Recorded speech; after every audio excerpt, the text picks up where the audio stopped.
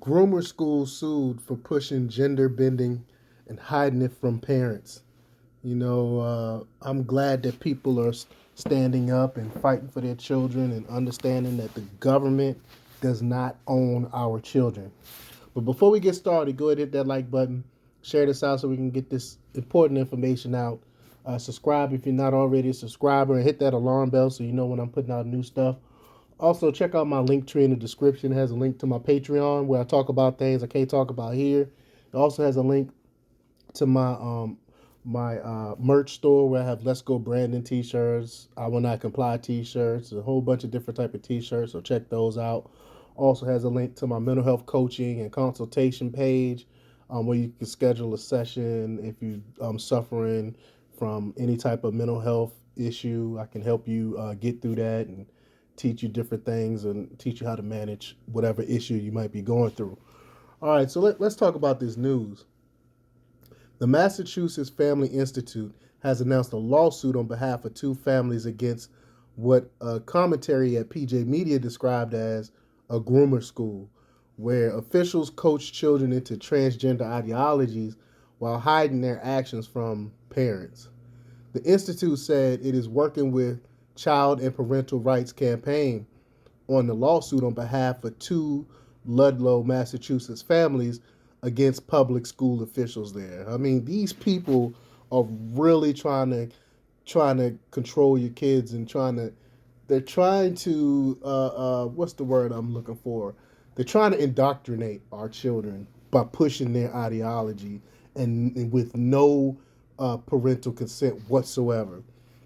But, quote, the families are suing for violations of their parental rights stemming from a district policy prohibiting school staff from sharing information with parents about a student's discordant gender identity and efforts to promote the identity in school. In the case of one of the families named in the suit, school officials were actively transitioning their 11-year-old daughter and 12-year-old son without their parents' knowledge against their wishes, the group confirmed. I mean, this is crazy that they doing this.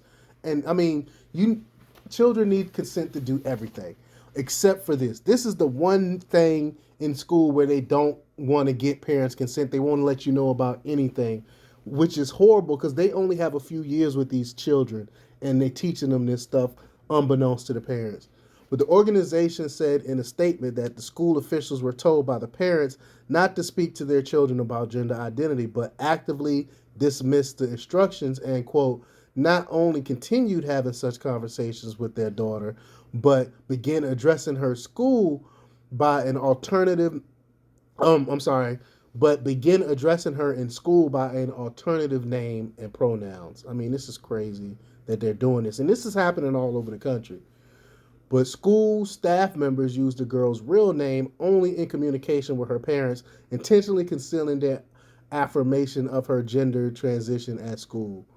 Commentator Megan Fox at PJ Media explained Bernadette Broyles, general counsel of CPRC, said, quote, we are seeing this type of concerted effort by school officials across the country. School officials are making decisions about the lives of children that they are not qualified or authorized to make, and doing it without telling and often deceiving parents. I mean, this is crazy that they're doing this and not informing the parents. I mean, what about parental rights? What about informed consent? The parents have to be informed on these different things. I mean, this is bizarro world. A quote: this is a clear violation of the parents' rights to control the education, health, and upbringing of their children. The second family charges the school with, quote, violating their free exercise of religion by infringing on their sincerely held religious beliefs, the report said. Those beliefs those beliefs include respect for parental authority, honesty, and adherence to church teachings that human beings are created male and female. MFI President Andrew Beckwith said in the commentary, quote, this lawsuit is about protecting the rights of parents to raise their children without the interference of government officials, which is what's supposed to be happening anyway. But by deliberately circumventing the authority of parents over the mental health and religious beliefs of their children Activists at little old schools are violating time honored rights guaranteed under the U.S. Constitution and the Massachusetts Constitution. I hope they take this school district for everything they got. I really do. But, quote, the school officials' behavior send a message that parents do not have the best interests of their children in mind. It assumes that children need to be protected from their parents instead of by their parents, he said. The action seeks a recession of the school's policy, agreement that the school will stop counseling on gender without parental approval, and, quote, to stop deceiving parents. The commentary noted, quote, I have long argued that the instruction of gender theology in schools is a direct violation of students of faith and the First Amendment rights to freely exercise their religion. The lawsuit lays out causes of action involving the fundamental right to parent children, familial privacy under the 14th Amendment, and the First Amendment right to practice religion.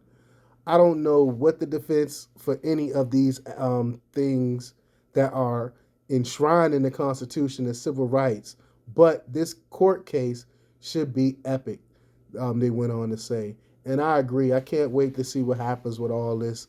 Um, I'm pretty sure. I mean, just even if you don't know much about the Constitution, the First Amendment, most people have to know that the parents have the ultimate right of what the children should be doing. Because, I mean, what happens if they move to a different school district? I mean, all these factors play a role in parents' decisions. Like, it's not up to the government to decide how you what you do to your children. But let me know what you think about all this. Leave your comments down below. Like, share, subscribe, and check out demarcopublics.com for the latest in news. Until next time, peace.